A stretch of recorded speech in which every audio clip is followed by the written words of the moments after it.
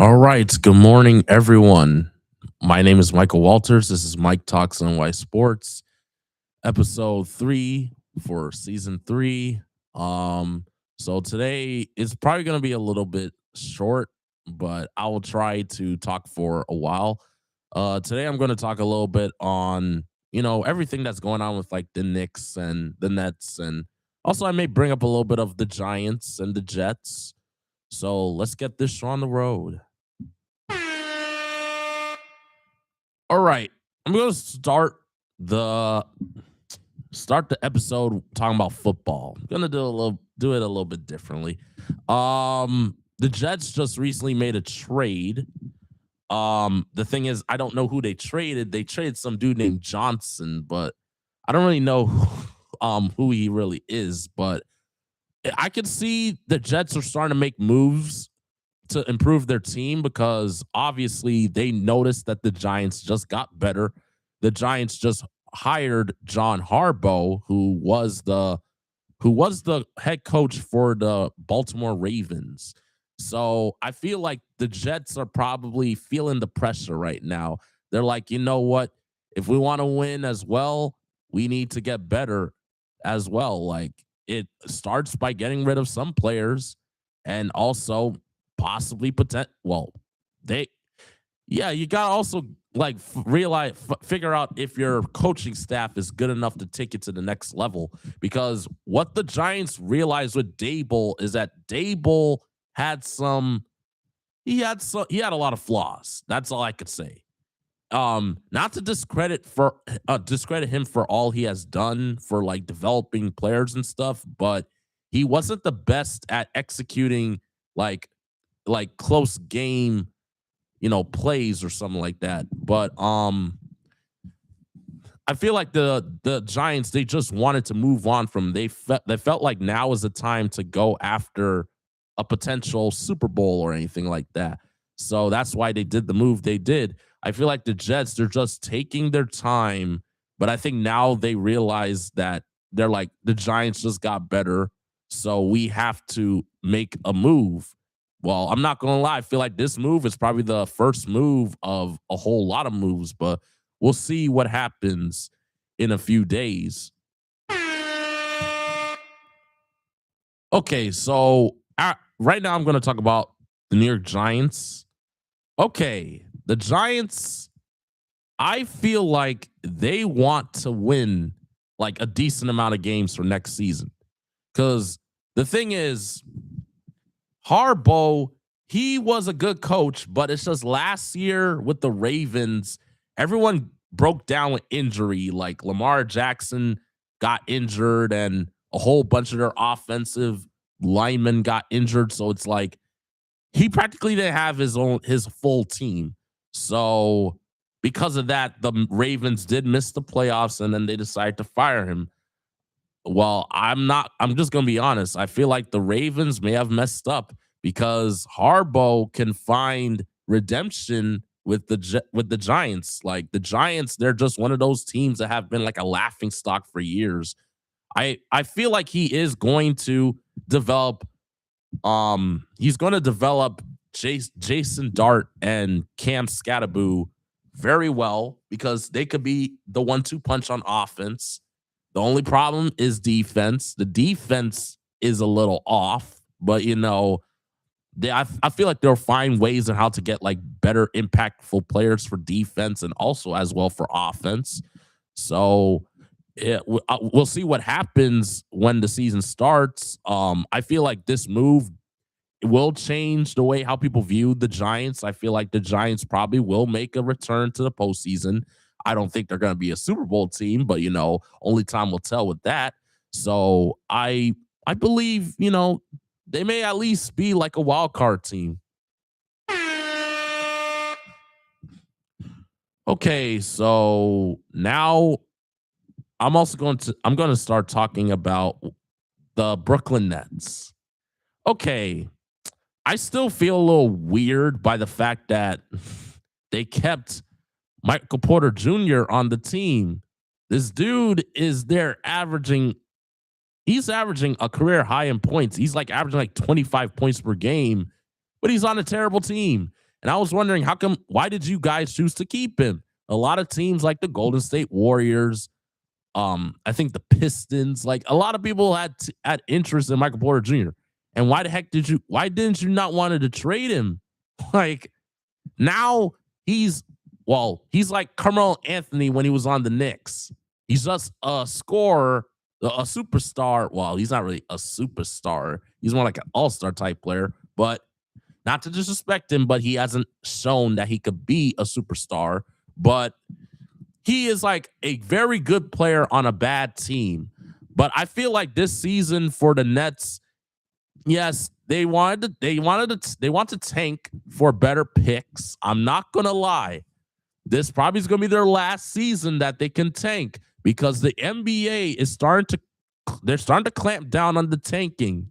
They're starting to find teams for literally choosing not to play their best players every night. So I'm not gonna lie, Brooklyn, y'all gonna have to start to win games by come next season because next season the tanking rules, they're gonna actually penalize teams for tanking.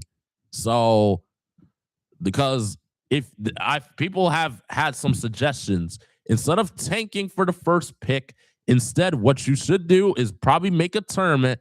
You have maybe the last maybe like the 6 worst teams in the NBA. They all play in a single game elimination tournament. Whoever wins gets the first pick. I'm not going to lie. That's actually not a bad idea because what it would do is that it will make it very competitive to get the first pick of the draft. Like, because everyone wants to tank for, this year, I don't know who's the number 1 pick. People say it's either Darren Peterson or Cameron Boozer or this AJ dude. I ain't trying to butcher his name. He plays for BYU. I'm not trying to butcher his name, but I'm just going to call him AJ. So people want to tank for those 3 dudes, but they don't know who of those 3 is the first pick. But Brooklyn, all I could say is enjoy your tanking season one more time because after this, you're going to have to win games. Even if you play your full roster, you're probably still going to lose, though. But at least put an effort. Michael Porter Jr. can't be your only scorer every night. You have to get production from Claxton. You have to get production from Clowney, from Terrence Mann, even though I don't think he rarely gets minutes. You need to get production from those people, even your bench. Well, I don't know no one on the bench anymore now that they got rid of Cam Thomas, which of course was actually probably the best move they've made. Well, he's actually playing better for the Bucks, so I don't know. Only time will tell if they actually really made a good decision with that. But yeah, my prediction is that the Nets are just going to continue to lose games for the remainder of the season. They're clearly not making the playoffs. They're going to try to see if they could get a top draft pick. Then after this season, who knows what happened in the offseason? I don't think they're going to get any decent players. I think they're just going to remain the same team. They may change their strategy. They may fire the coach. Who knows? But the Brooklyn Nets' future is somewhat uncertain because I don't know if they're ever going to be a winning team. All right, so now I'm just going to talk about the New York Knicks. Okay. It has been, oh my God. It's like, yeah. It's been kind of iffy surrounding the New York Knicks. Like last week, after they lost to the Pistons, they came back from 18 and beat the Houston Rockets in their home court. Well, in Madison Square Garden. And in that game, Brunson didn't really have his best game. He started off flat, but then in the clutch, he did start to like erupt. And also, the Knicks had good contributions from Towns. Like Towns played very well in that game as well. And also the bench showed up too. So it's like what I noticed about that game is that the Knicks still can shock the world to a certain degree. They can still come back up top and win games from being down by close to 20 points. Like it's because they never give up. And then literally the next day they play against the Chicago Bulls, and they were very flat in that game. But the only person who actually like came to show up was actually Towns. Towns played good in that Chicago Bulls game. And yeah, and then it's like, the Knicks, they were on a two game win streak from then after that loss to Detroit. Then on Tuesday, they played against Cleveland. And, people were like saying this is the matchup between the third and the fourth seed in the East. And they're like, this game is going to be a statement game. Knicks did not play good in that game. Everyone was missing threes. No one could hit their shots. It's like the turnovers were just messy. Like when I was watching that game, I was like, Hart, you're wide open for a three. Why are you passing out a 3-point shot? Like, didn't you get better from 3-point land this season?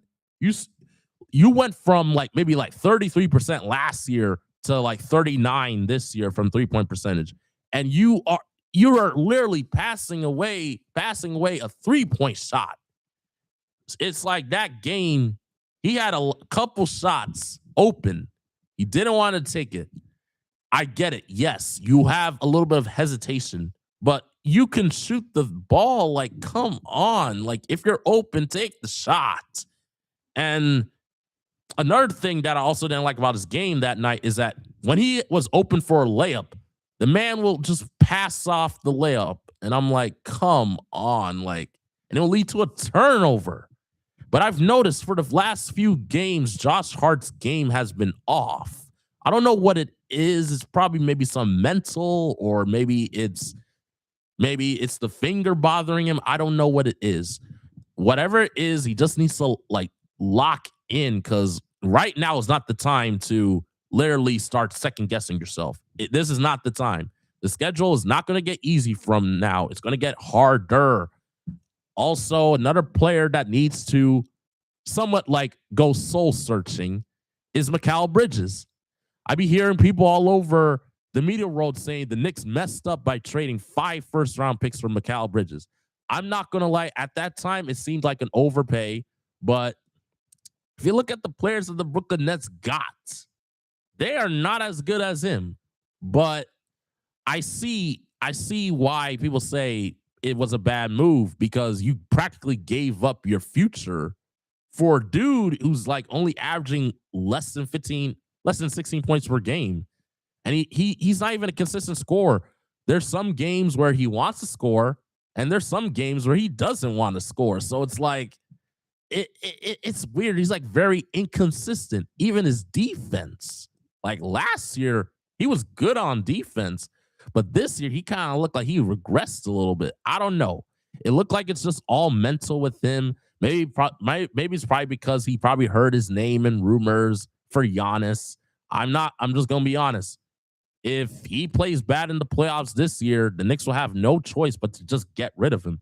If it's not for Giannis and maybe for another player, I've been floating around options like one of the Wagner brothers, or even Paolo Banchero from the Orlando Magic. Not going to lie. Him in the Garden would actually be good. He's just inconsistent. That's the thing. But the thing is, I believe Bridges will lock in, because last year he was the same thing. He was inconsistent during the regular season, but then in the playoffs, he finally locked in on defense. So we'll see. I feel like with him, it's just a process. Also on the Knicks, Anunoby, yes, he just came back from his toe injury. He hasn't really been the same, in terms of him, his defense is good, but his offense kind of went down. Part of it is because he's still recovering from a toenail removal. I still don't know how his toenail got removed.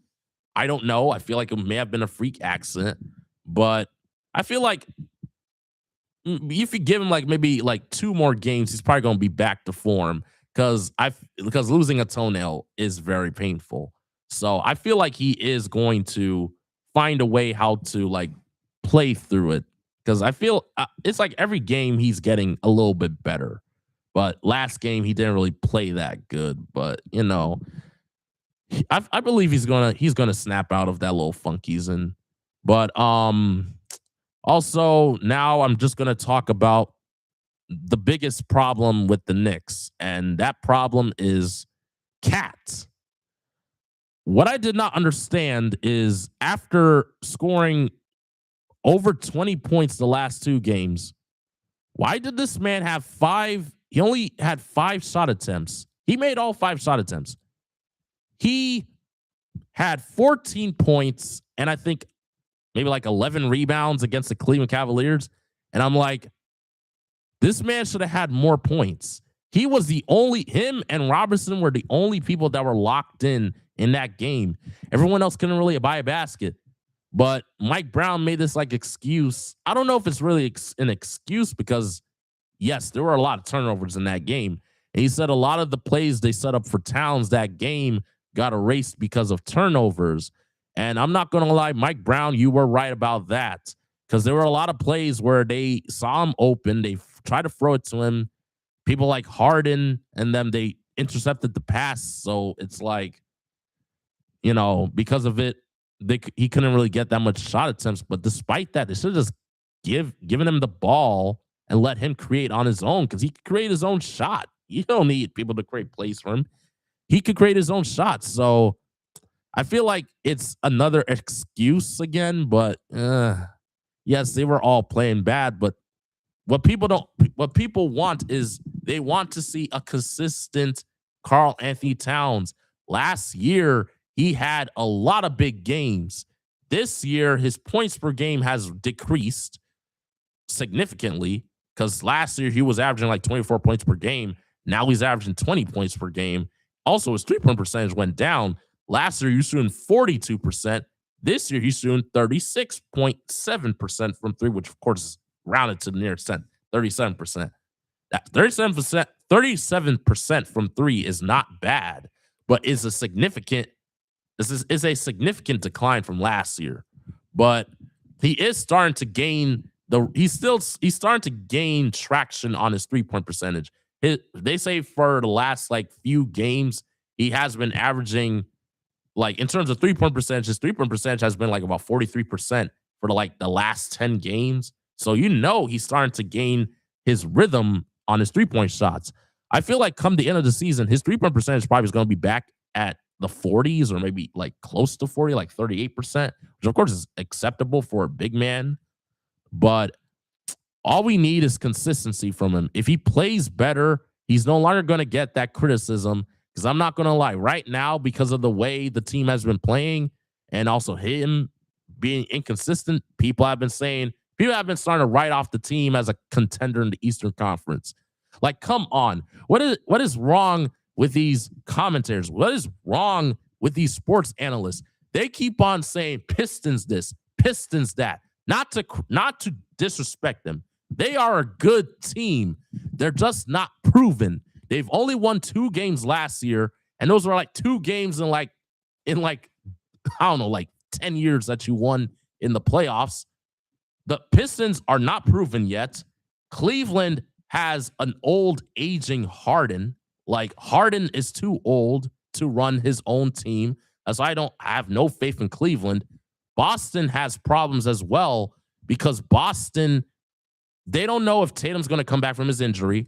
And also another thing, too, is the team is not good anymore. They got rid of all their championship pieces.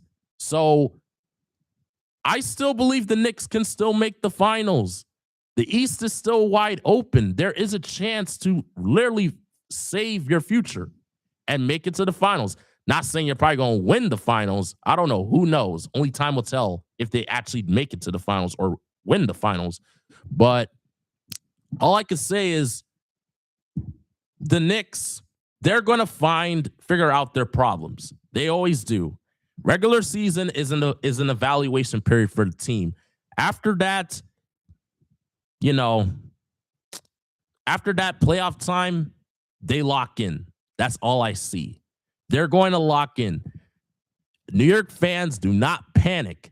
The regular season is only just an evaluation period. We're probably going to see the real Knicks return come playoff time. And I believe that. All right, so I have reached the conclusion of today's episode. Well, so hopefully next week it's we get more results, like better results on the Knicks. They are playing a few games next week. So it was a fun ride today. So have a good day, everyone. This is Mike Talks on Sports. Goodbye.